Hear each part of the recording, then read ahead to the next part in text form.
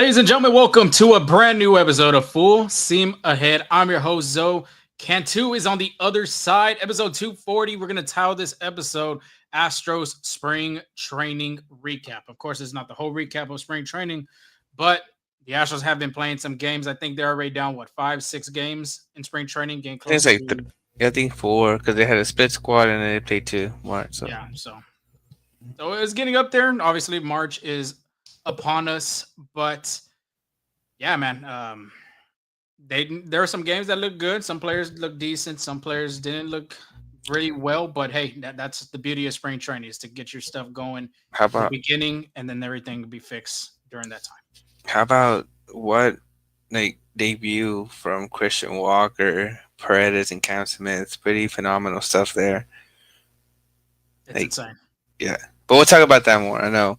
Uh, we're getting ahead of ourselves because baseball season is here. All the excitement coming in, spring training games being played. But before we start, you know where to follow us. You know where to find us. We're on X, Instagram, TikTok, and YouTube. That is full steam ahead. Except Instagram, that's FSA Full Steam Ahead. You can find us on Apple Podcast and Spotify Podcast. But a great podcast up ahead. Sorry for the wait.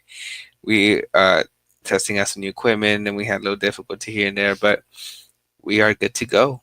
Let's get it started. Yes, 10:34 p.m. Central Time in Houston, Texas, Wednesday, February 26th. Shout out to everybody that stuck around and are listening to us at this moment. A lot of things going on. Nolan Arenado this past week, still in the things of being traded, still could be a possibility to the Astros. We'll show out some players that are showing out this spring injury updates because, of course, it's not a full steam ahead podcast without injury updates and around the horn, like Angel said, where you can find us, all that social media stuff. We got all the interviews on our YouTube channel. So make sure you hit that subscribe button. I don't know what you're not doing. And if you're not doing it, you better do it right now because we got a lot of great interviews, especially coming up this season. But let's start off with the Nolan Arenado chat to get that out of the way. Per Brian McTaggert, Mark Feinsand, and John Denton. John Denton's with the Cardinals. Obviously, Tags is with the Astros, being the beat reporters for MLB.com. And this was over the weekend. I got that update, dude, and I'm kind of like, the Astros are now starting to go back and still knock on the door with Nolan Arenado after you just got Isaac Paredes. But real quick before I give these quotes, what's your thoughts? I mean, I think if they were able to pull it off, it's going to be a big haul. I think for Nolan Arenado, or like a semi big haul, I would say. Mm-hmm. It will make the lineup better. I think the Astros are one bat away. I think the hope was that they would get a big outfielder or a big name in the outfield to kind of help out Walker, help out Paredes, and all those new additions. But the only thing is that leaves Isaac Baez playing second base, and I don't know how comfortable he is or the Astros are to that because none of them else can play third base. He's Mm-hmm. multi-gold glover. Mm-hmm. He can play the defense very well. And yes, he had a bad year, but I think a change of scenery might be good for him. Or just it's a new year. You adjust, new pitchers, new view, new at bats, stuff like that. So I think if they can put it off, it'll be a good move. At the end of the day, it'll make the baseball club better. Yeah, I'll share my thoughts after I read these quotes. And this is a quote, like I had mentioned, Tags, Feinstein, and Denton. He said the Astros have renewed their interest in trading for Cardinals third baseman No Arenado. Multiple sources told MLB.com on Saturday. The next day was Sunday. And of course, you have Chandler Rome on the other hand with the Athletic reporting for the Astros. You have Katie Wu, who's reporting for the Cardinals with the Athletic.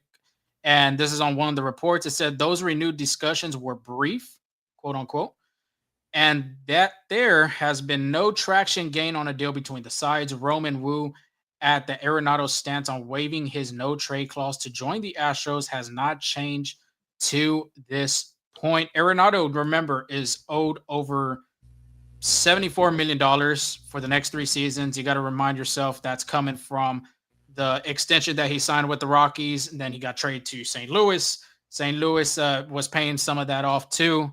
And remind everybody too, the Astros had the chance of getting Arenado in December. Everything was on go.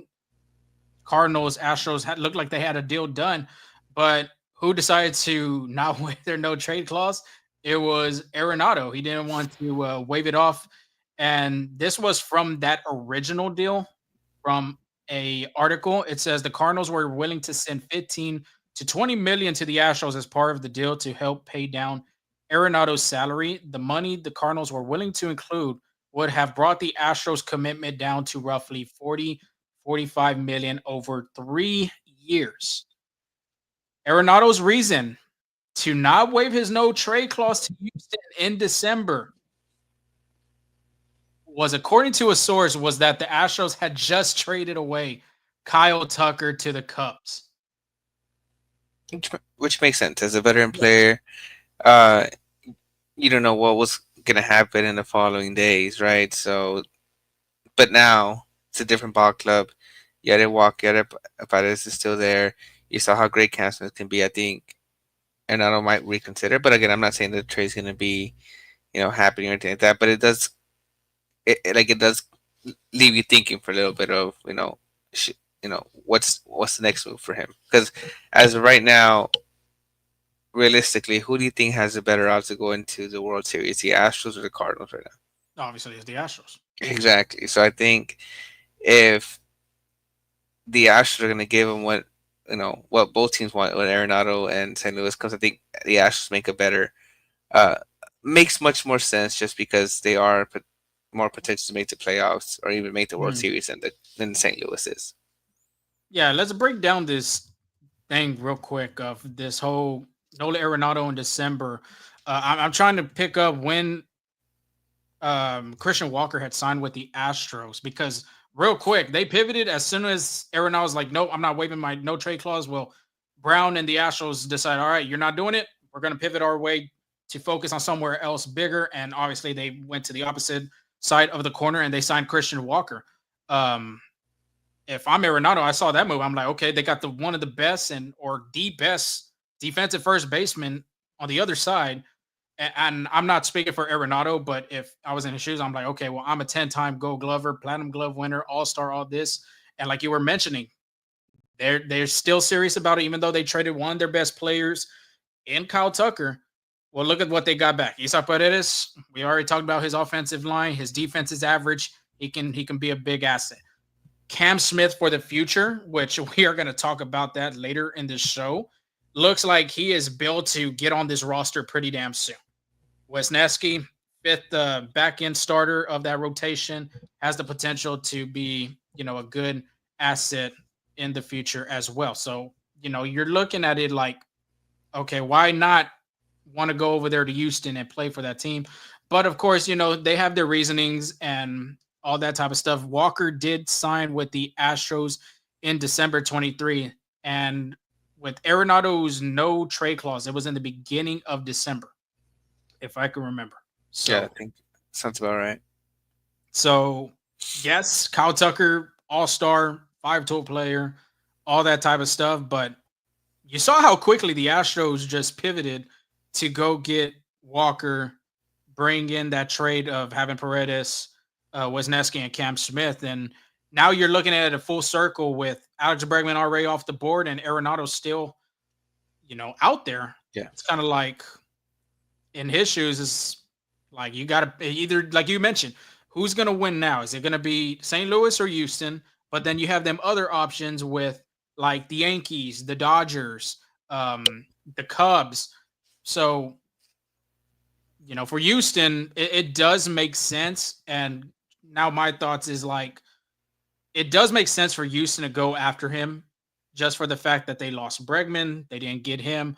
And like you had mentioned, this team is one bat away that I think that's a World Series contender. As of right now for this roster, I just personally don't see it as a World Series contender. I see it as a division winner, as a wild card spot in the postseason, maybe possibly get out that divisional round into that ALCS. But in order to be at the top, you got to have those players. And if you get Arenado, yes, bad offensive season last year. Maybe the defensive numbers aren't getting how they were back then, but it's kind of like he's in that win now mode. He wants a World Series ring. He's yet to touch the postseason since maybe 21 or 22, being with the Cardinals that got knocked out of that wild card by Philly. If you're Yeah. him, you're like, okay, time's ticking. If Boston already went on with Bregman, the Yankees aren't going to approach the Cardinals for a trade. Same goes for LA, and Dana Brown's still on the call of telling them, like, hey, we're still interested. Let's try to figure a way out. And if that deal can get done and he has the final say, in my opinion, if I'm Arenado, I'll be like, fuck it. Let's do it. If I'm Yeah. ready to win right now with Altuve, Alvarez, if Pena could get back into his rookie season, Christian Walker, them are still good players. And not just to add on to the pitch, and the rotation's still solid. You're going to get some depth later on in the middle part of that season, and you still got some good relievers. So that's my thoughts. I think it's a good move. It's a yes and no move, because I do understand the no part of it, of being that contract. Personally, I do not like the contract, but the player himself, there's some upside. Minimate's kind of in his favor as well. He did hit a home run last season when the Cardinals came into Houston. So I see it as a yes, no, but I'm leaning toward, if the Astros do want to continue being this World Series contender and be on the top, I think Arenado is the answer, if they're not going to, especially if they're not going to go sign an outfielder like Alex Verdugo that's still on the block. Yeah, I think Arenado's too good to have a repeat season of what he did last year. Like his offensive numbers.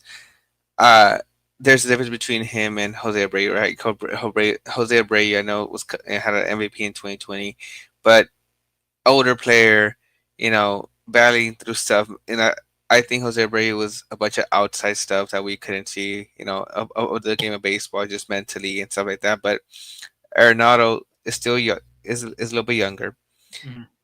He's just too good to be having another down year. I think. Now, I'm not saying he's gonna go back to his younger years when he was smashing the ball in Coors Field, right? But he will. I think he will have a better season than he did last year. Those numbers will go up, and it's just a matter of time. So again, it's interesting to do. However, I think the Astros. I do agree with you. I'd say they are one bat away, and I would say two arms. Either they get those back with with the injuries, the injured pitchers are coming up, but they do need to make a move. I know the message that they have been saying, when we were over there at the luncheon and stuff like that, is that they're gonna go in with a team they have now. Like that's what they're focused on. But I think more needs to be done. I think they're still shooting out for an outfielder, or honestly a second baseman, because I don't know if you heard, but Altuve doesn't have a second base glove anymore, like an infield glove anymore. He is borrowing Marwin Gonzalez's outfield glove. He's committed to the outfield. Actually, gave his glove to going to Julia Morales. Gave his infield glove to a kid in spring. So if he's going to be locked in as an outfielder, why not go get a good second baseman, or go get another right fielder? Because that's basically what you need. Just one more bat, a few good arms, and you're back to a World Series team. Shout out to Margot out there. Yeah, Marwin. Old glove. Yeah. But just some stats real quick to throw at you. In 2021, this is just games from Arenado: 157, 22, 148, 23, 144, 24, 152. If we look at his season last year, 16 home runs, 71 RBIs. Them other three past seasons that I had mentioned, 21 through 23, home run to RBI ratio 34, 105, and 21. 2022, 30 home runs, 103 RBIs. 2023, 26 home runs, 93 RBIs. You are telling me he cannot be a difference maker in this lineup if you throw out, let's say for now, Jose Altuve is going to be the primary left fielder for this team. And if you throw, let's say you throw Isa Perez at second base, and then you got Arenado at third. Like I said, I think that's a World Series lineup. Mm-hmm. Now, if you don't have Arenado in that lineup, you obviously have Perez at third. Second base, you're going to get a mixture of literally everybody. You're going to get some Dubon at second. You're going to get some Brendan Rodgers at second. Maybe Luis Guillorme if he makes the team, as well as Shea Whitcomb. You're telling me one of those guys are better than a Nolan Arenado, even though it might look like he's regressing just a tad bit. Okay, I'll take It's not. I'll take Nolan Arenado. Uh, Exactly. yeah, every single time. And that's what the Astros need. And we've talked about it. I know I've been very vocal about I don't like in my like I just don't understand that Alex Verdugo is still a free agent. He's 28 years old. Um, I mean, we're not the GMs at the end of the day. Dana Brown and the Astros organization is doing what they can. But if I think I can speak for both of us. If you put Arenado in this lineup and on this team, best believe you can see them as a World Series contender because really I would say nobody's a favorite in the American League right now. As of a huge ass early prediction, who's the favorite in the AL? Right now, the Yankees are dealing with Giancarlo Stanton with a tennis elbow. So you only have Aaron Judge. And if Jazz Chisholm could get to his all-star form, then maybe. Next up, you got the Rangers, I would say, could be a good threat. Yeah. If they're healthy, they're still a good team, no matter what. Even though Astro fans don't want to hear that, they're still a damn good team if they're healthy. The Central, I mean, you got the Guardians. You got the Guardians, but they traded away Josh Naylor, which that was I feel like that's a huge loss because he was really one of their biggest offensive bats. But you still got Jose Ramirez. Central with the Royals, you got Bobby Wood Jr. He's going to give you always a chance. And then you go with the Twins with it just depends if everybody's healthy. Carlos Correa, is he healthy? Byron Buxton, is he healthy? Royce Lewis, is he healthy? It just depends. So that's why I say if the Astros do go after Arenado, there's a great chance that they are the favorites of the American League. And talk about that infield is going to be stacked. You got Jeremy Pena short with some range, Arenado locked at third. Isaac Baez who can play great defensive, and then Christian Walker cleaning up any bad throws. Gold Glover out there too. I'll be a locked infield. Yeah, it'll be that infield would be probably one of the best since 2021. Yeah, like just straight up because you had Yuli Gurriel and you had Carlos Correa at short. Obviously, you had Bregman and Altuve during that time. But yeah, let us know in the comments what y'all think about this Nolan Arenado stuff. I think both of us are pretty open about the Astros should go after him just for the fact if they're going to want to go back to the World Series. Yes, we do understand about the money situation and the money owed. And yes, I do understand that part too with if the Astros didn't want to pay Alex Bregman and just go over the CBT, then why the hell should they do it over a guy that's going to be turning 34, 35 years old this upcoming season? Yeah. So I do understand both points, but I just feel like if they're still in this win now mode and still this golden era of not going back to rebuilding or trying to be a mid-par team, then this is the move that they got to make. Well, Ivan is ready for Isaac Baez, so I guess that's his opinion. I guess that's what he thinks right now, rolling with Isaac Baez. Yeah, and I agree. I mean, shoot, if Altuve, like I said, if Altuve goes primarily to left field, maybe he does get a couple games at second base, and you put Paredes at second base. So I don't think he'll be a bad second baseman. He's going to be an average second baseman, but if it's going to make this team better, Altuve already showed, hey, I'm willing to move to freaking left field.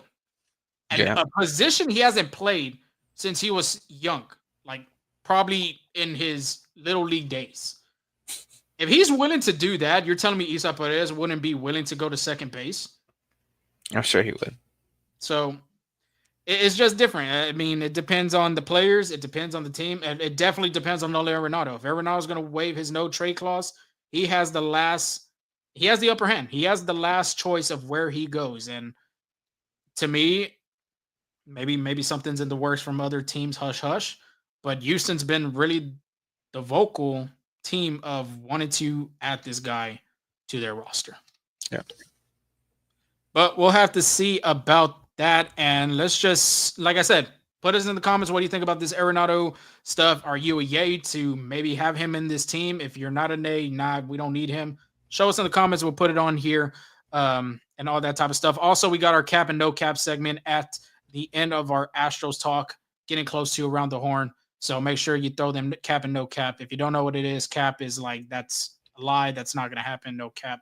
They say, okay, I could see that happening. That's kind of true. So if you want to participate in that, we'll read some from the comments from Twitter.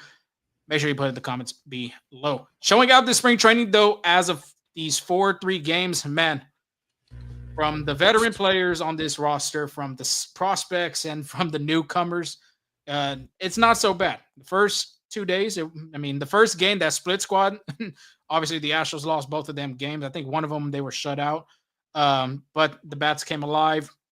And I don't think anybody cares about a record of spring training. At the end of the day, the coaches, the players, they want to see what they're getting accomplished, what goals they want to attain going into this next season, or the minor leagues, all that type of stuff.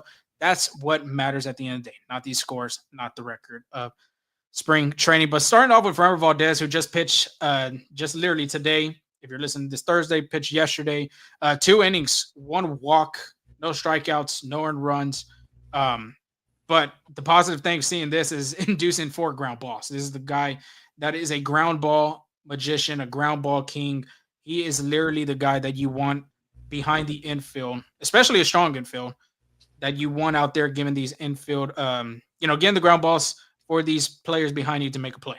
Yeah, typical for Framber Valdez getting those ground ball. He did good in his first outing. Looks sharp. Yeah, he said he was working more on his sinker, more on the changeup, and got some curve action in there. So that's what he was trying to work on more than anything. Moving on to Spencer Arrighetti, who's another guy. I think, honestly, for me, I see him as he'll get. I think he'll get 1 Cy Young vote this season. Watch, it's a hot take, but I can see it happening. 2 innings, 1 hit, 3 walks, 2 strikeouts. It did struggle in that first inning to get some command going, but he did settle down and was able to complete, giving up no earned runs. I think that's the biggest thing for Spencer, I would say, just watching him pitch. It's like Hunter Brown last year. Hunter Brown, at the beginning, his command was off, and then getting to that second half, and then obviously the second half of the season, he was just dominating. I think it's the same thing for this guy. He's very antsy on that mound. He's very, he's anxious. He's ready to go. If he can just have a slow, calm heartbeat, and of course he has that dog in him, I think he'll be just fine. And that's why I say I think he could be a Cy Young candidate, at least get 1 Cy Young vote, I would say. Yeah, it's his first start of spring, so I'm not gonna be too oh man, this is what Spencer Arrighetti going, right? It's just the first start. At the end of the day, they're just getting work. But I guess some growth that Spencer Arrighetti does need to do is kind of manage those walks a little bit. 3 walks in 2 innings is not ideal. But the thing with Arrighetti is he has strikeout stuff. He has a good fastball, great curveball. But I think he gets in trouble where he tries to be too fine. He tries to nibble in the corners a little bit, and then that ends. When he tries to nibble in the corners, ends up missing. Not making it an enticing ball. It misses too much out of the play instead. So I just think if he just kind of trusts his defense a little bit, kind of work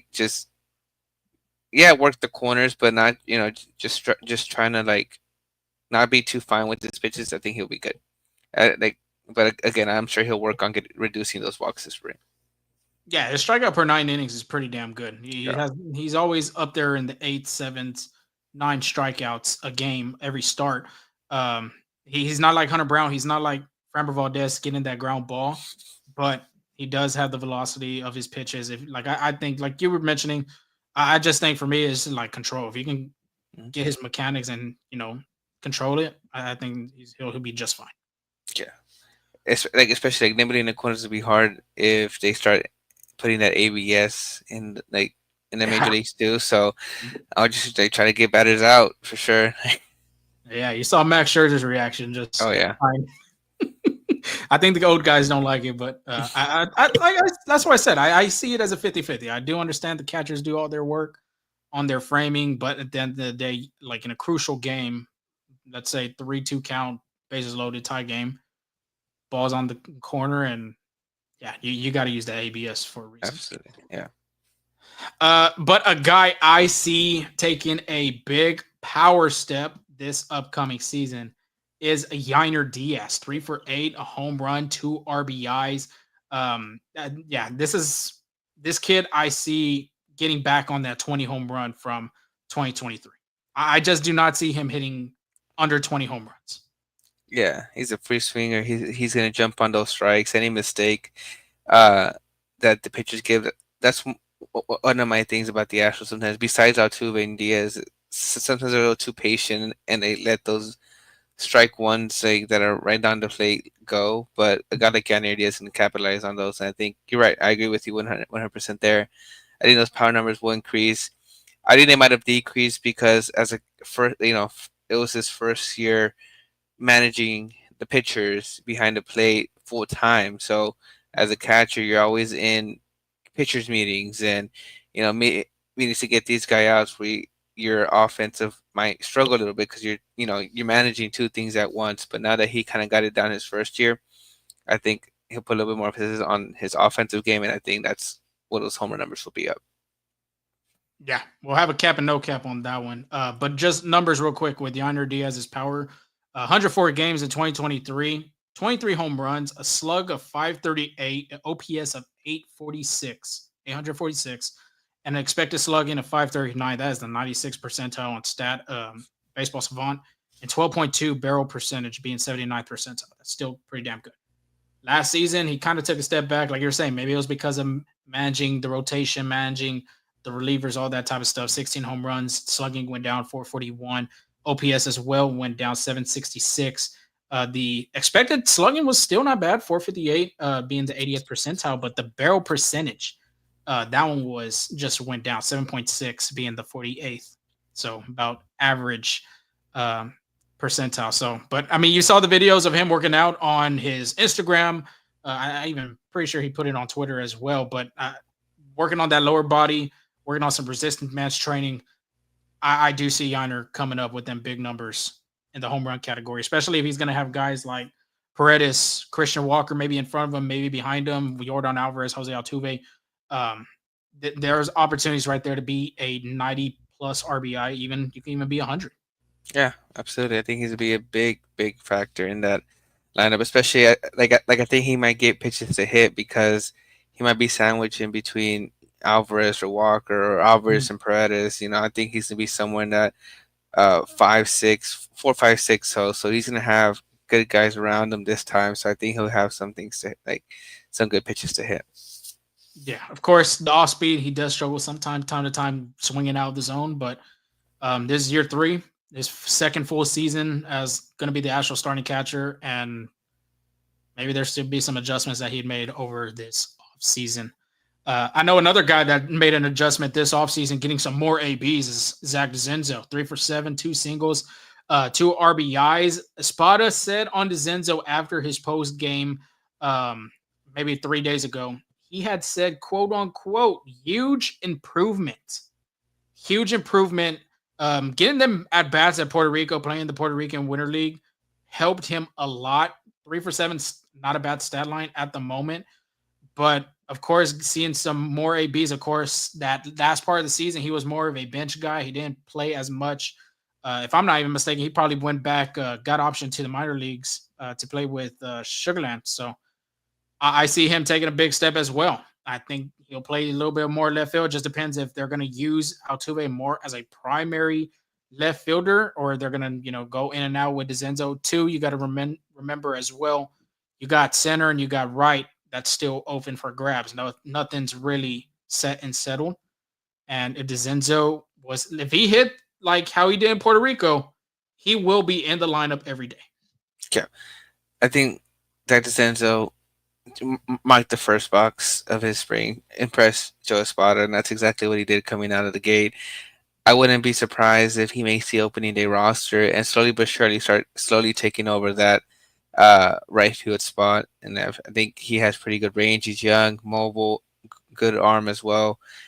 All that's missing is that great bat, and if he can figure it out, the good thing is that he got a glimpse of it a year before. So him coming this season, there's nothing new, right? He's been in the majors for a short time, seen some major league pitching, knows what it takes to be in the club, such like the Astros, and he could honestly be like, I know at the in in the year they have most improved and stuff like that, the awards. I think he can be one of the either most improved. I don't think he'll be for rookie of the year since he made his debut last year, but like for Astros rookie or something like that. No, But he'll still be on that category because you got okay, to be. If he started on the opening day roster as a rookie, then that's rookie so of the year status right there. Since he started mid-season, yeah, he's still technically a rookie. yeah. So I mean, I wouldn't be surprised if he takes that award. I know Arrighetti won it last year for the, like these are the Astros media awards I'm talking about, right? I think Mhm. I wouldn't be surprised if DeSanto takes that one. Yeah, huge improvement, like a spot is said, and I honestly see him. He could be a big factor for this team if they don't decide to go after Arenado or another player that's on the market right now. He can be a big X factor for this lineup. But another X factor that the Astros have been waiting for since A I long think the time ago. Astros drafted him in 2019, if I'm not mistaken, 2018. Correct me if I'm wrong. Forrest Whitley back on the mound. In that game, nobody pitched a clean inning but Forrest. An inning, no hits, no one runs, no walks, 2 strikeouts on the bump. The velocity is still there. I think he's just in a good mental state at this moment, and obviously he has no options. So I feel like he's just going to be on the opening day roster regardless. But this is going to be a guy that the Astros really need to set up either in that 7th inning role or the 6th, or they need to get 2 innings of work. He's going to be the man for it because you got Brian Abreu, you already got Josh Hader in your back end of your bullpen. He got drafted in 2016. Damn. So what this is what We're already at 2025. 9 years. They've been waiting for him 9 years. Hey, shout out to him for sticking it through though, because Yeah. 9 years in the minors can really play some mental games with you of like Battled injuries worthiness. as well. Yeah, so shout out to him for sticking it through it. Hopefully he makes the roster, and he's gonna be a big guy if he can come through because again they trade Ryan Presley like you were saying as well, so he might be a little dark horse in that bullpen. Yeah, they I believe Joe Espada wants multiple relievers to help out as much as last year. Last year they taxed really, I would say, Brian Abreu and Josh Hader and Ryan Presley. So they want to avoid that this upcoming season. Getting some guys like a Taylor Scott, Forrest Whitley, Caleb Ward. And they're going to need some guys like that this upcoming season to prevent that from happening like last season. But let's talk about these prospects. I know Forrest Whitley, man, would you even consider him a prospect, really? I honestly wouldn't. 9 years in the minor. I mean, technically, I think he I mean, still he is. still is, but Yeah. he made his debut last season, I want Yeah. to say. So he's not considered a prospect.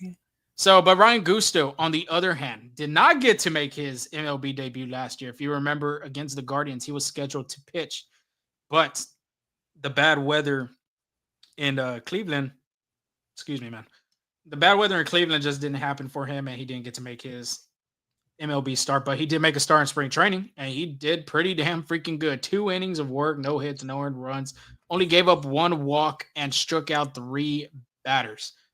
This I told you this, and I want to say Dana Brown had mentioned about Gusto being a important guy that he could see take a huge step into the next season after the Astros got knocked out of the playoffs in 24. He had mentioned Gusto was a guy, Logan Vanwey is another guy. And Gusto, either if he starts in the rotation or he's working in as a bullpen piece, honestly, he has the opportunity at this moment, especially with a bunch of starters out right now, could be making his opening day, not opening day, but making a start in the early part of this season pretty soon if he continues to pitch like this. Yeah, he's not making it easy for Hayden Wozniacki, who's I think the front runner for that 5th spot. Mhm.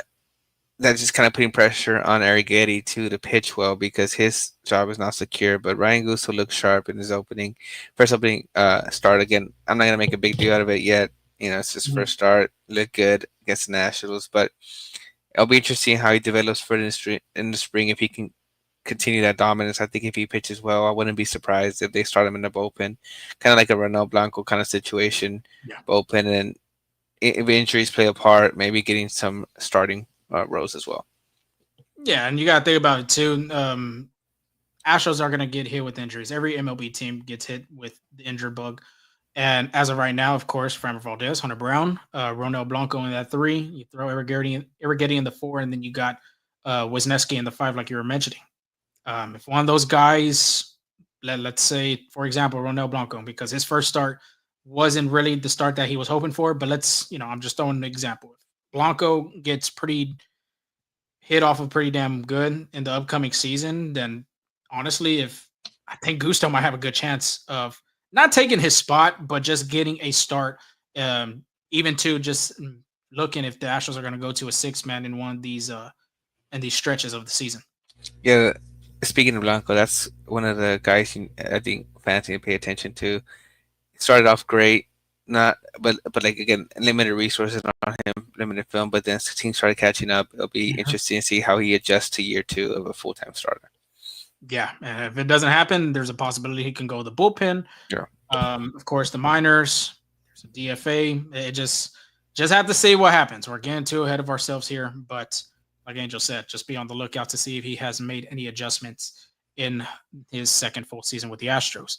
Logan Vanwey. I think that's how you say it. you're Ben White. Yeah, I you're right. want to say okay, because a lot of people have been saying Vanwey. I know in the beginning we've been saying Vanwey. It's Logan Vanwey. 2 relief appearances so far, 3 2/3 of an inning, 4 hits, 1 walk, 3 Ks. Just like Gusto, this guy has a great fastball. Velocity looks good. Breaking pitches look really good. He's looked really good, in at least in his 2 relief appearances. But we can't get ahead of ourselves. And this was one of my cap and no cap guys, and we'll save that for that segment. But he could be a big factor because they're like I had mentioned with Whitley. There's still some open spots in that bullpen. Ord right now is dealing with an injury up for grabs, and he could be a guy to be cracking it. Yeah, I think this is a guy that kind of came out of nowhere. Uh, I don't think many people pay attention to Van Wyne until Joe Espada mentioned him early in the spring. And when you have the manager of the major league team knowing your name, I think that's a good step forward of his development and what he can mean to the Astros in the future. Yeah, so just have to continue looking at him through spring training, and just like I said with Gusto, if this kid has a good spring training, I wouldn't be surprised if he cracks that opening day roster. Just depending too on the injuries, what the Astros are going to have throughout the spring training. Because we'll talk about the updates here in a little bit. Let's stick with the pitching though. Miguel, if I'm saying this right, I hope I am. Miguel Ulla, Ulloa. Oyua, Do we want to go Ulla, Eula, Oyua, Ulla, Oyua. Oua? Yeah, so the double L kind of makes like a Y sound. Right sound. Yeah, Okay. I think he's Colombian, if I'm not mistaken, too. yeah. Yeah. So Oyua. Anyway, innings. He's only pitched 1 inning, 2 walks, 2 strikeouts. This kid went to the Arizona Fall League this past November, represented the Astros, as well as Alex Santos, the second. He had gone down there as well, and he really did really good in the AFL. Numbers look really good. ERA plus, FIP, all that type of stuff. This is another kid. I just the development's still there. He's still developing. I think he ended with Corpus Christi last season in Double A, but I'm pretty sure he'll be in the Triple A category. Just a kid that I would say to keep your eye out on. Velocity, like I had mentioned with the other two, breaking pitch, he has a change, he has a slider curve. Um, just to keep your eye out on that guy. Anything you want to add on before I move on to the next and last No, prospect? go ahead. A kid of Tommy Sacco Jr. Am I saying Sacco or Sacco? I would say Sako. I don't know. Anyway, you got to know this guy's name. I think he went to TCU, if I'm not mistaken, too. 2 for 6, a home run, 4 RBIs. In one of these spring training games, it was his game. It was his game. Made a great defensive play at shortstop. Comes around, hits a freaking bomb. So, just to show out at the beginning of this spring training recap games. Not saying that he's going to make a bunch of noise like a kid, like we're about to announce in a minute, but you want to shout out those type of guys out there. Yeah, half of these guys won't make the major league roster soon. However, based on how much low ranking the Astros farm system has gotten, again being either last or close to last 2 years ago, and now being 19, there's still some talent in this farm system for the Astros. They win the PCO championship as well, so it's just I think Astros fans are like saying this is, and us too, we're saying this is a thin farm system, but just goes to show that there is some talent out there that could probably make some noise in the near future. Yeah, you never know. You never know. The Astros could trade him, and all of a sudden you're going to see him make his MLB debut, and you're going to be like Leonardo DiCaprio from The Wolf of Wall Street. You're going to be like that, just pointing out on the TV with the beer in your hand. But you must drink responsibly. Very.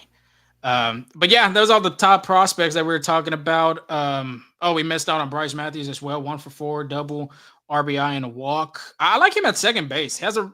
He played as a shortstop in Nebraska, but at second base, if Altuve is going to go left field, then him at second base isn't a bad option. And plus, he can come up to the big leagues pretty soon. I think I put my prediction in September when they do them late call-ups this upcoming season.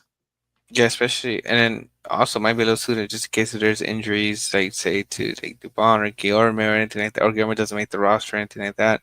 Bryce Matthews could be in a mix to kind of come up for that second base spot. Yeah. Also, was the passenger of Zach DeZenzo and him going on them Puerto Rico game trips. That's what he was telling me. He was saying that him and DeZenzo were driving together to the games in Puerto Rico during the Winter League. Oh, wow. Okay. They're probably roommates too, huh? Yeah, they're roommates. Well, obviously, if you play with him in AAA, you would think.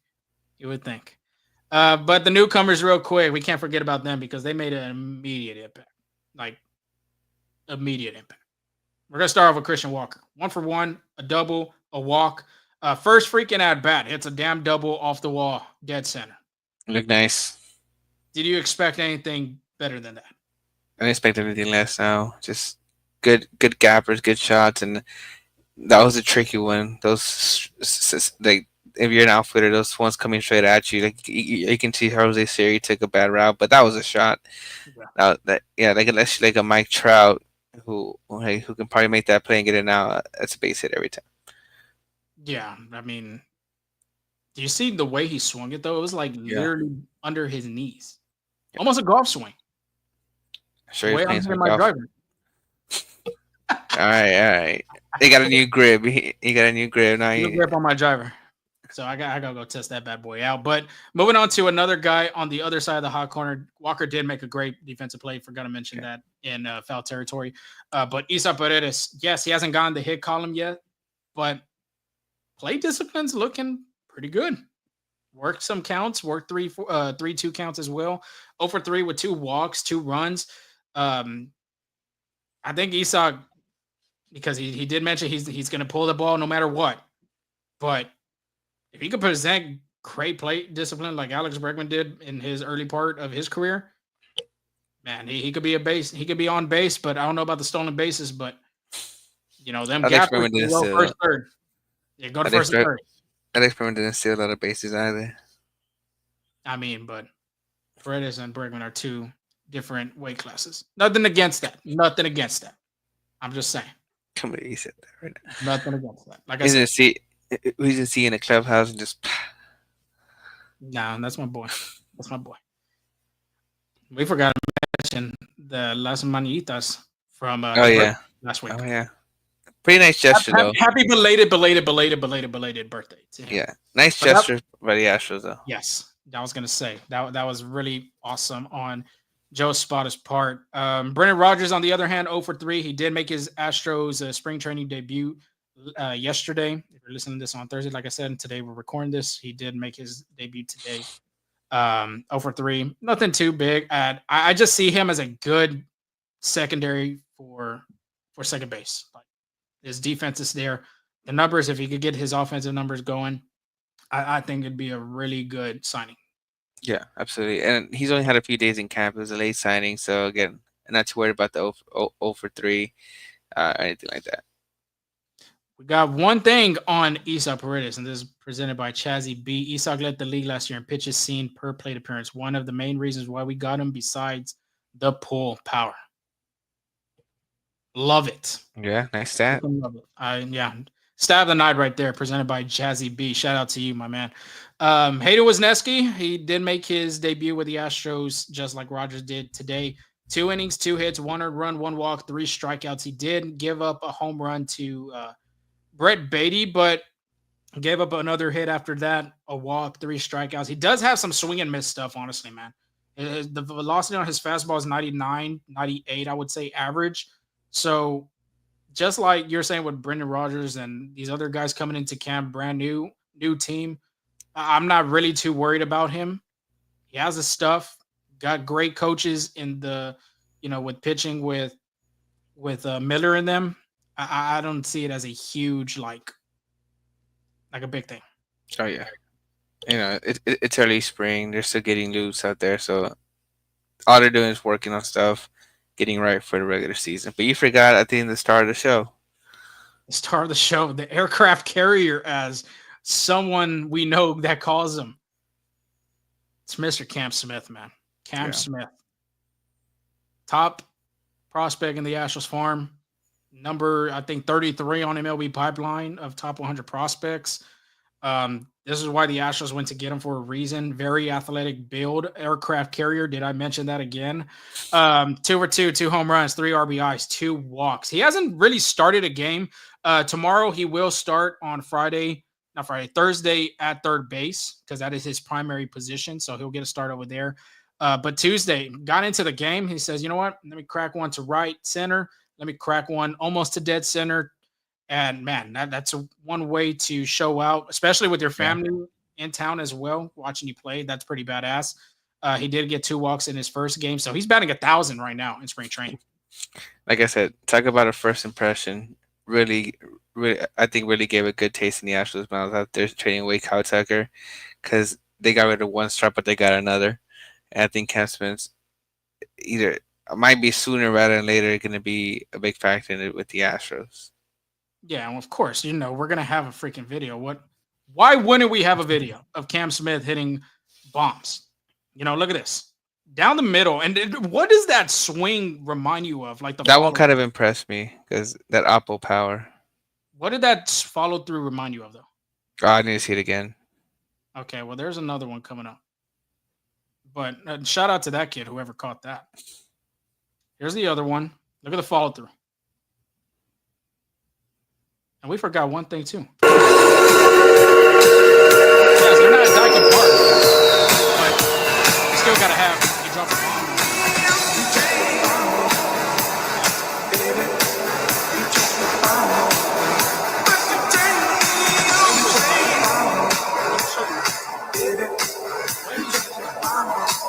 Contact, barrel to barrel. We'll throw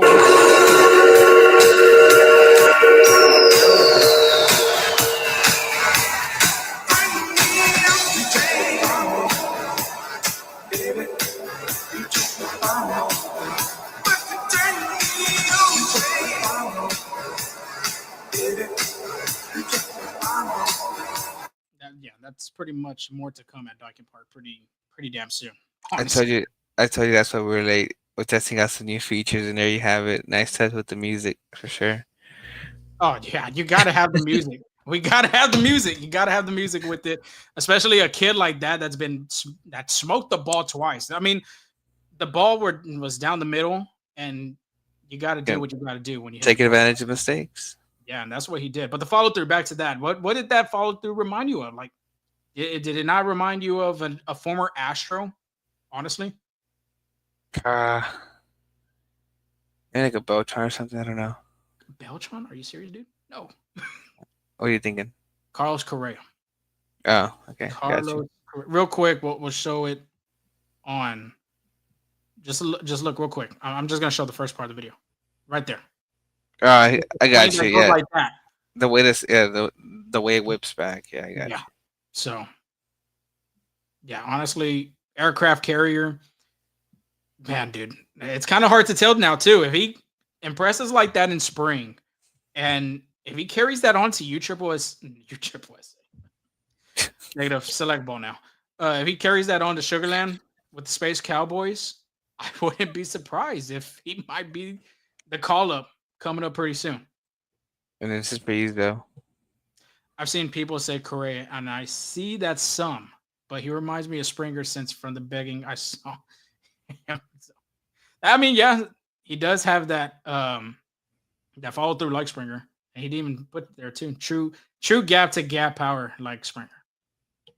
Yeah, Yeah. Yeah, but Correa also had got to get power too. he did. Just think about Game 2 of the 2019 ALCS. Yeah. When you throw a helmet out there. But one more from Chazzy B.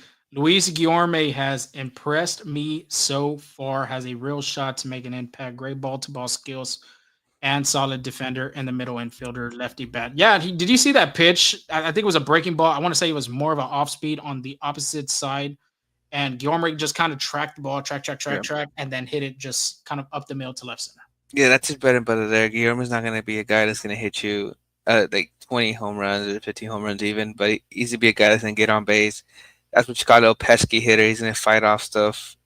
I know out the plate, give himself a good count, a good pitch to hit, and when he takes a swing, he'll make a good swing like that. So, yeah, could be a little sneak up again to play. He can play second base. He plays all over the infield, plays first, second, short, and third as well. So, could see some action there in any of those positions.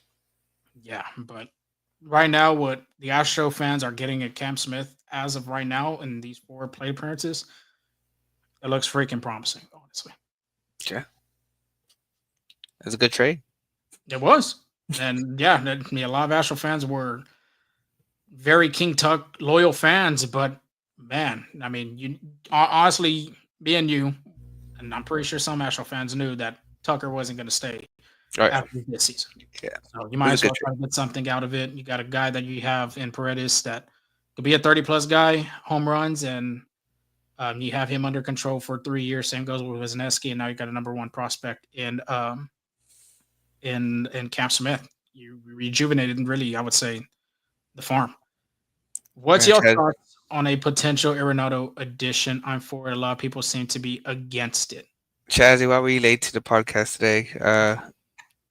We kind of talked about that in the beginning, but we both agreed that it'll make the Astros team better. Yes, of course, there's some yes and no, and we do understand that, the no part especially, but the yes part as in a good bat, I would say, and a win now mode still if the Astros want to continue doing that, which I think they still are.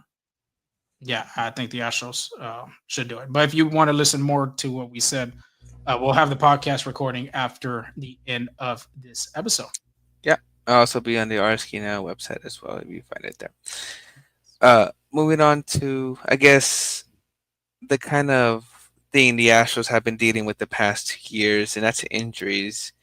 Now, injuries can happen in the middle of the season, late in the season, but they also happen right when you come through. You know, some pitchers are throwing, or hitters are still doing their drills, but the intensity is a little different when it comes to spring training. Kind of stress those muscles a little bit. Well, they have 2 big injuries so far, with guys competing for spots. And on Tuesday, this is outfielder Pedro Leon, who had some time in the major leagues, had a great, I think, his best season yet in AAA, and a potential to kind of fill in that left field gap as well. So play a big role in the outfield. Well, he has the grade 1 MCL strain and is out for a while. Leon had jammed his knee sliding in the morning drills on Sunday, and it had left knee discomfort. Now, the way the vibe is with this injury is it doesn't seem too big. I don't think there's a lot of worry with, from Joe Espada or the Astro organization with this. So I think you can expect Pedro Leon back in the taking action in the field sooner rather than later. Now, the one that I guess kind of gets a little bit more reaction is Sean Dubin's injury. Sean Dubin, again, was a great pitcher to eat up innings late in games, or when you needed a pitcher to get 3 outs, he would come in and do his job. But he's headed to Houston to get an MRI. Oh, this is on Monday. He had to Houston to get an MRI. Tried to play catch on Sunday and didn't fall too well. Another one, reliever Caleb Orr, who we both have had in our list to make the roster, to play a big part in that bullpen. He has a left oblique injury, but was seen throwing in the cage off the screen, so he might be close to getting back, just depending how he feels after that. Another guy competing for the outfield spot, Trader Trammell, they just signed him this past offseason after he got waived I believe, by who, the It Yankees. was trade. Yeah, he was traded, so he got waived. By, Traded. Yeah, waived and then traded. Yes, and then he has a right calf injury at the moment. He is in a walking boot. That's where it kind of gets you check. It might be a little more serious than that, especially when you're walking boot. Can't put any pressure on it. He'll be out for a while. So really unfortunate injury there for a guy was excited to be back in Houston. I think we met him Mhm. at the Fan Fest. He was excited, been talking to the guys, and was eager to be competing for a spot. Just again, injuries come any time of the season. It's unfortunate that it happened early on. Yeah, and that kind of hurts too with the depth in the outfield. Yeah. You do have Ben Gamel still. Ben Gamel did have a black eye in one of these games. I don't Oh know, yeah. but like knocking on wood, they're like, if Ben Gamel gets hurt, I mean, who's there? Who's gonna be the next guy? Dezenzo and Altuve. That's another left-handed bat too, and Trammell. So it's like it gets thinner, but the good thing is it's happened now with the walking boot. I don't know how long it usually takes for something like that to heal, but yeah, very unfortunate. Caleb Bortho is a good sign, I would say, because Mhm. he's a guy that's projected to make the opening day roster. Um, yeah, the Pedro Leon one that's that's unfortunate as well, man. That's because he was a guy last season, man. He was tearing up Triple A, and then this happens. So Yeah. It says, hate to see it for Chazzy B again. Hate to see it for Leon. I've been wanting to see him get opportunities in center field. I'll be looking to trade Myers. Cleveland needs a center field. I'll be trying to make him a straw trade 2.0. I don't think you're gonna fool the Guardians again like that. But I mean, he has the potential. I know he struggled. He struggled early on, but he did only get 20 at bats this last season, so small yeah, sample size there. But yeah, uh, kind of a bad timing there for him. yeah, it's kind of like Cleveland. Fool me once, shame on you. Fool me twice. Shame on me. It'd be like George Bush saying that, like in the J. Cole song. Yeah. But to end this Astro talk real quick, cap and no cap. Didn't have a lot of responses. If you want to join in real quick and throw a cap and no cap question to us, by all means, go ahead. The first one of the night is going to be from Mauricio Rios at mrios281 on X. He says Cam Smith on opening day roster already. Already, Angel. Cam Smith is going to be on the opening day roster. Are we capping or are we no capping? I get the excitement. I mean, young prospect hit 2 home runs, but that's going to be cap. I think the veterans out there will get the first dibs. However, if Cam Smith is outplaying those veterans, I wouldn't be surprised if he does get some time. But I would say give it either late this year, like September call-ups, or next year for sure. Stop the cap. That's what we're going with. You Yeah. got to stop the cap. You got, Yeah. yeah. I mean, I understand it. I mean, but I just don't see it, happening. I mean, it's a good sign the way he's showing the coaching staff and the Astros organization what he's capable of doing, and one day being a starter. But as of right now, I just don't see him being on the opening day roster. Yeah. He's still young, developing. If he's in the opening day roster, he won't get any at bats, and that's not what the Astros want for a guy like that. They want him on the field constantly, and AAA is going to be the best way for him to get that. Yep. All right, next question coming from me. I had mentioned this. Logan Vanwey pitches well in spring training and flirts with making the opening day roster. I'm giving it an 80% chance of this happening. So it's a good chance. I would say it was a great chance, being that 20% it's not there. Do you want to go ahead and give me the cap or no cap?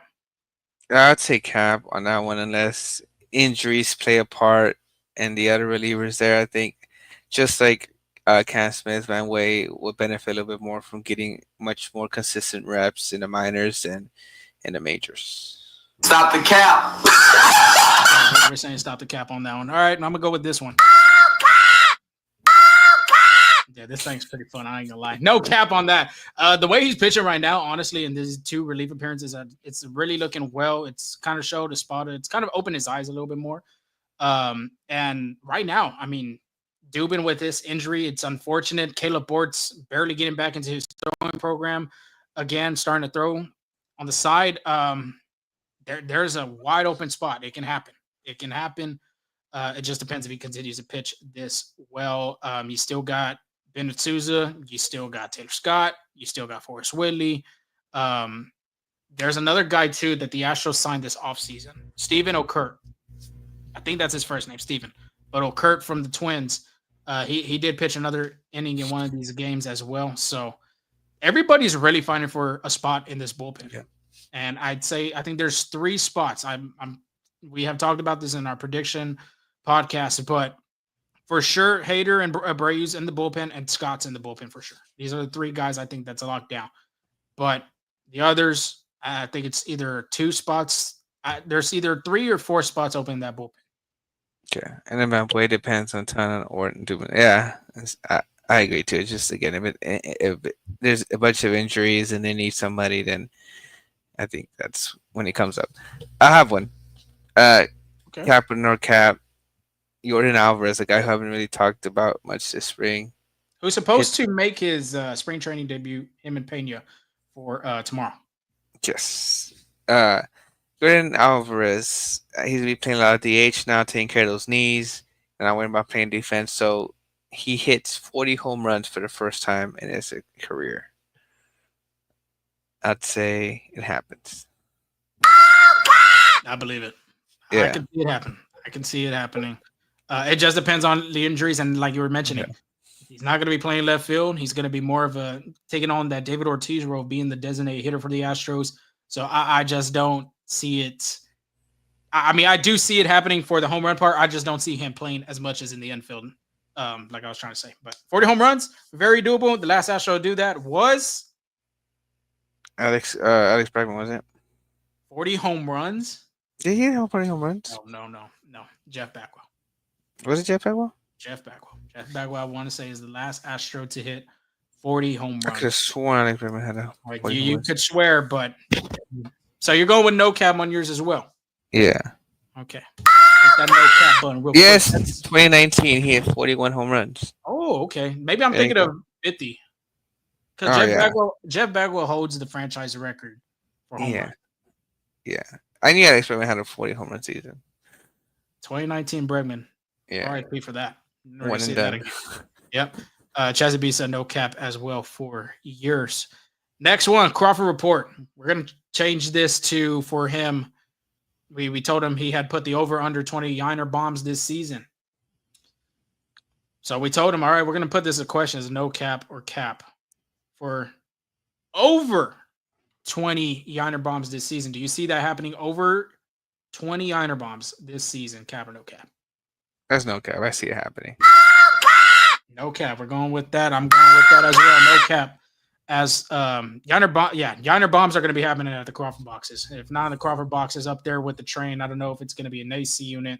No one's not going to know until opening day. They're not going to be oranges from Minute Maid, but I can see honestly like 25. Yeah. I could see that happening. We have a Chazzy B's cap. Seawalk and Isaac both hit 35 home runs. Cap or no cap. It could definitely happen. I don't know. 35 is that's a high number. Very bold. Yeah, that's a high Very number. I'm gonna say cap on that one just because 35 home runs. That's go ahead, play it. Stop the cap. Let's stop the cap on that. I knew you were waiting for it. I would say just 35 is a huge number. I could see if you would have said 30 home runs like each, I could definitely roll with that, but 5 makes a difference. So I would say cap on that one. Yeah, I'll go with that. I already pressed it. I'm not going to press it again, but yeah, I can see that happening as well.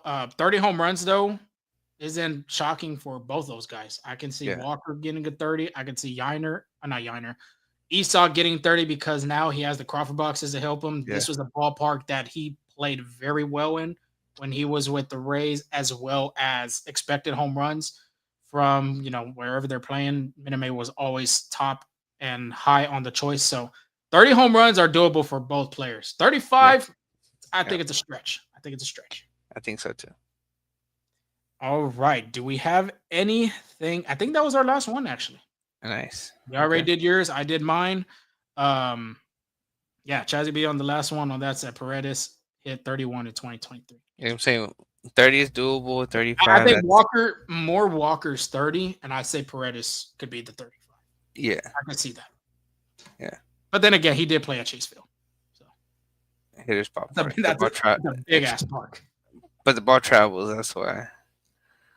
Elevation. Yeah. All right. So I'm gonna brief up around the horn real quick because it is past an hour and Yes. it's 11:38. You know, people wake up early. I wake up, go to work. So Yeah. around the horn, a lot of exciting. Baseball's back, so that would be the excitement there.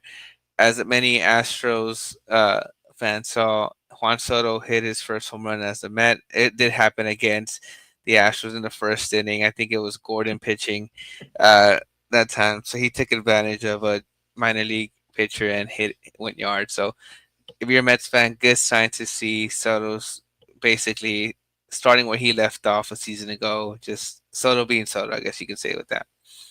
Yeah. Very Met thing to happen. First at bat hits a home run. Yeah. It's because of those jerseys, I bet. Hey, they look nice. They do. They look nice. Also, as on in the last podcast, I told you that ABS was going to be a big thing. AB missed us. That's automated balls and strikes. Now teams have two challenge. I believe I said 2 or 3 challenges per game, and it's been kind of mixed feelings. Like some I don't know if you saw it this today, but there was a ball called by nanometers. Did you know that nanometers existed? Oh, I did not. It was a ball by 4 nanometers. So if you look at the picture, if you go to X, you see it. It's literally missed the plate by a fraction. It was caught a ball, so that was a good challenge and stuff like that. But obviously, pitchers, especially Max Scherzer, is not a fan of the ABS. He's like, can we just be judged by humans? And as a pitcher, I can agree with that because you make a living inching off those corners, like making a living off getting the umpire to call your pitcher's pitch. And I don't know if you saw, but Christian Kirk did, phenomenal framer. Alejandro Kirk. What did I say? Yeah, you said Christian. This ain't no Aggie football, man. This is not A&M football. Alejandro Kirk is a really good job at framing, and he kind of framed it to become a strike. It fooled Max Scherzer because he challenged it, and it was a ball by like a few inches. So, yeah, I think the ones that are going to be kind of having mixed feelings are going to be pitchers just because they like trimming off the edges a little bit and getting those hitters, getting those umpires to call balls that are, strikes, calling strikes that are balls. So, we'll see how that plays out. Like I said, 50-50 of everything. Yeah. It's good, but then it sucks for the other part of the game. And then there's the young guys making a show. Like, spring training is great to know names that you're not familiar with, know names that you don't really get to see, kind of get a glimpse of what your club has for the future. And the young guys are showing out. Elliot Cruz, that's no surprise there. Really showing out. But I don't know if you saw, there's a picture from the Colorado Rockies. Jeffrey Yan, when he strikes out a batter, he be jumping high and kind of doing the umpire strike 3 sign. Very excitement there. He's taking spring training seriously, so he's trying to make the team. So a lot of intense emotion. Great to have that back for baseball. What do you think about that? Gotta love the excitement, man. You gotta love the excitement. Do you think, I don't think hitters should get offended. They should. Yeah, because when they hit a home run, they be looking at it, bat flips, So I think it's the pitcher's turn to go show some emotion on that mound too. Shout out to Jose Lima. Lima time, baby. He used to do that. Every strikeout. Yeah. Slide to the left, slide to the right. Thought he was doing the cha-cha slide. Now, I don't know if you've been keeping in track with the WBC qualifiers. Well, there's 2 rounds of that. Chinese Taipei and Nicaragua advance off. I think they were playing in Asia. I forgot. I think so. Either there or Korea. Yeah. No. So, well, it's all part of Asia, right? So they're playing in Asia. Mm-hmm. The second round of the WBC starts next week. Actually, I think early next week. It'll be 4 teams: China, Brazil, Germany, and Colombia. 2 of them out of the 4 will advance. Right now, I'm leaning Colombia for sure, and maybe a surprise team. Go ahead and throw China up in there. Damn, China. Yeah. But I don't know if you can I'll keep you track of that. But if you're not, now you know. If you want to watch some baseball, some competitive baseball, besides spring training. And then I know around the horn is usually Major League Baseball, but something spectacular happened in college ball. Well, although if you're not watching college baseball, though, you probably should. A lot of upsets. Yeah. Texas State beat Texas A&M, our alma mater. But they're a good team, period. Yeah, Texas State. When it comes to ranked teams, Texas State's already down. Oh, yeah, absolutely. Don't sleep on them. Lamar's over there dominating again, too. Shout out to Fabian out there. So yeah, my cousin. Yeah, pitching out there. Lamar's honestly a good team, too. Yeah. Even though they play in not a strong conference in Southland, I mean, they're still a damn good squad. Yeah. But in college baseball today, there was a Greg Maddux type perfect game happening by the Portland baseball team. They were going against Seattle University. Ryan, I might butcher his last name, but Ryan Rembis threw a perfect game, 9 innings, obviously no hits, no walks, 12 strikeouts on 86 pitches for the day. Jesus. Perfect game. So shout out to the boys over there. Important, I'm sure they're still celebrating from that winner right now. I was gonna say, aren't their rivals? Portland, Oregon, Seattle. Yeah, I'm sure it's a Northeast team. What's that? Northwest team. PNW kind of rivalry. Yeah. So against your rivals, they're in a perfect game. That's pretty spectacular there. Yeah, you gotta love college baseball. You gotta love it. Glad it's back.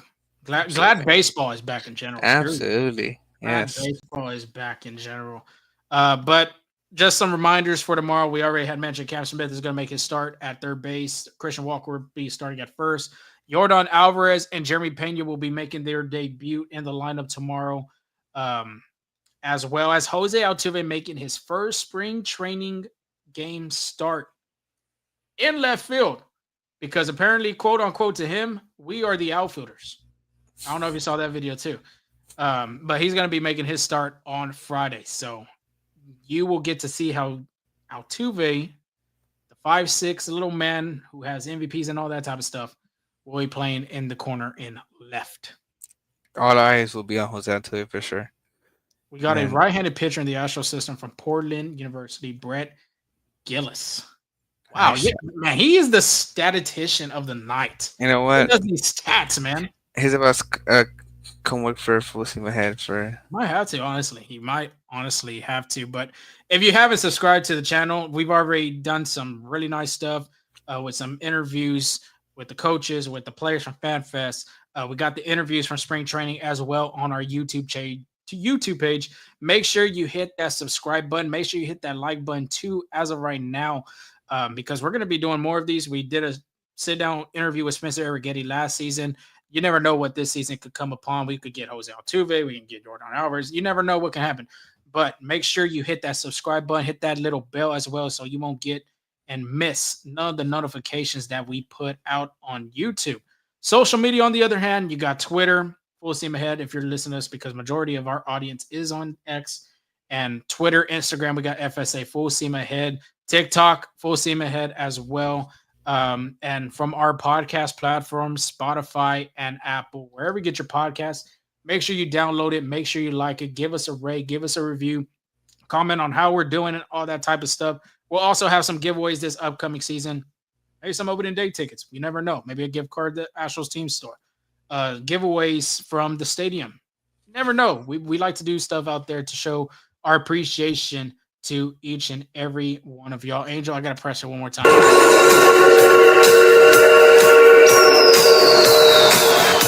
Baseball's back. I like it.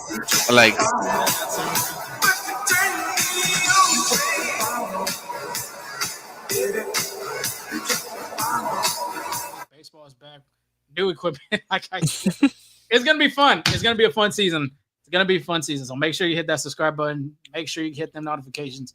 We're going to do whatever we can to continue rising our subscribers on YouTube. But we've done really good too.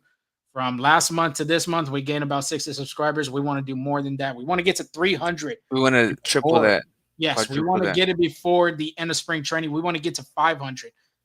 Shit, we want to get to 1,000 by the end of the season. That's the goal. That is the goal. So make sure you tell everybody. Let's do it. Peace. Let's do it. Yep, that's it. That's all you're gonna say. That's it. I'm tired. Long night, 11:47 p.m. Central Time at Houston, Texas. But until then, y'all stay safe. Y'all have a blessed weekend. Go watch these spring training games with Altuve, Alvarez, and Pena are going to be starting. I'm pretty sure Hunter Brown's going to get a start here and there. We'll have all these other recaps of these games and other Astros news through our social and on our next podcast. Till then, y'all stay safe. Have a blessed weekend, and we'll talk to y'all soon. Peace.